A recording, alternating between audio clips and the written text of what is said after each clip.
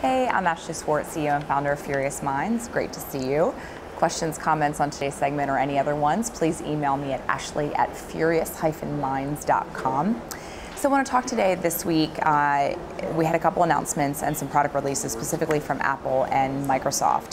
The Surface with Windows 8 is available now, and the iPad mini was announced, I believe, to be shipped on November 2nd or November 3rd. And I want to talk about that and the impact that it has sort of for the industry, online advertising, what it means. Let's talk about the Surface, because I think that's going to be a short story, right? We've talked, Windows 8 was released last year, or this year earlier rather, at CES, got a lot of hype. We've seen the Metro user interface style work on the 360. It's pretty sticky, it's a good GUI, and the reality is people are excited about it. We seem to have a split audience though, right? And the question is, are legacy OSs relevant anymore? We've got individuals that are bullish, sort of, and the commentary I've seen, it skews to more young millennials, tech-savvy individuals with multi-screen devices that are consuming lots of rich media and sort of video content, seem to be bullish about Metro and its style and the new Windows 8 version. Those that are die-hard Windows users, maybe older, sort of not as early adopters, it's getting mixed emotions or reviews. And at the end of the day, the Surface kind of came out. It was like, wasn't a lot of excitement around it. And I think Apple specifically timed their release of the iPad mini, obviously, to trump them as much as they could. So let's talk about the iPad mini. Awesome, another announcement from Apple. It's another product variant, another SKU, and it's just a different size. Well, let's dig a little bit deeper. If you remember when we talked about the Kindle Fire, and we talked about the fact that now video and long-form content on the Kindle Fire has an X-ray feature, which allows you to dive in, which is basically contextual tagging, which allows down the stream for in-video advertising. And that was kind of notable and under the radar. I think there's a lot to talk about when it comes to the iPad mini, and I need to credit a lot of the stimulus for my thoughts this week from a Forbes article that I read. I believe it was from yesterday.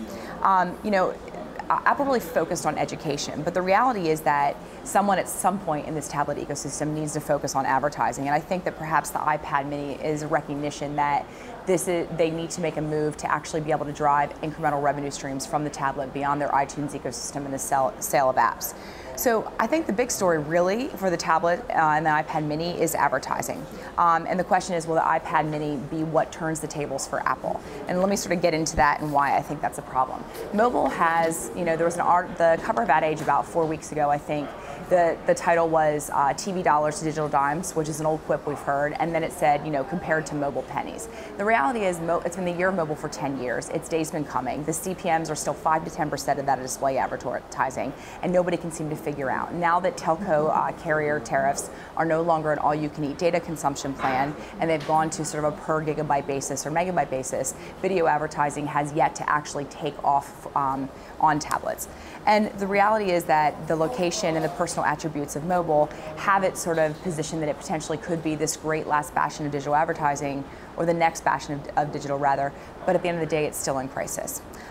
What we do know is that iAds went over like a fart in church, if we're really candid. Apple tried to build an ad ecosystem and it didn't work. It was their sort of control, their forcible creative assertion, a lot of other things, it just failed miserably. They need to figure out how to generate revenue from their platforms if they're going to be able to compete with competitors, specifically Amazon, because they built that platform from the ground up. It's affordable, and the iPad mini, as well as Surface, are still at incredibly high cost price points.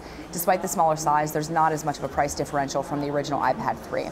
There was some interesting research that was just released by Velti, which was coupled with sort of this idea that we've seen that rich media works, right? iPad released the mini, which is more of a media consumption focused device.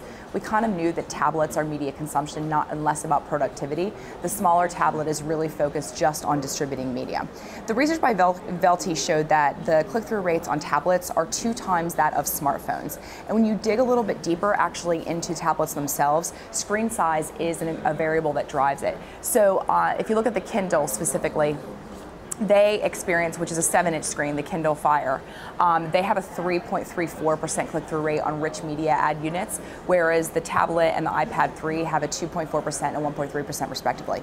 So there's a sweet spot of about 7 inches, which is right around where the iPad mini falls, that actually we see a much higher engagement level, which means much higher value for rich media ads on the tablets. So the question is, this sort of full deployment of an ecosystem of devices with iCloud and the attempt by Apple to build this ecosystem, which Google was doing the same but open source.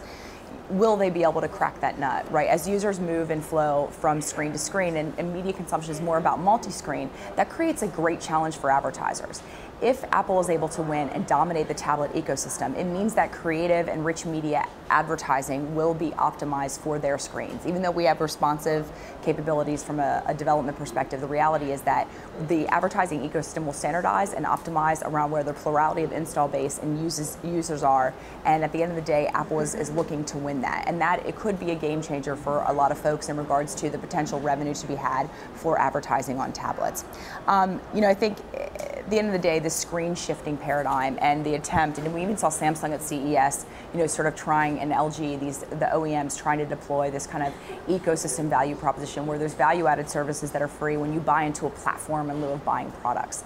If in fact anybody hits, and Apple is the closest to have done so, we're going to see a tipping point where media and advertising investment will tend to cluster around one platform.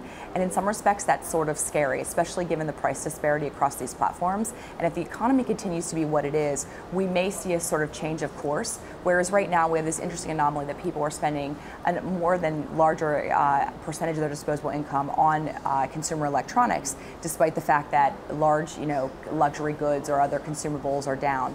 The reality is that people are spending on technology, but that will hit a stopping point and growth will slow, which is what we saw with Facebook and other mediums and other sort of usage channels. When that happens, what does that mean for Apple and what does that mean for advertisers? I welcome your comments, your feedback. Ashley at furious-minds.com. Look forward to seeing you soon. Thanks.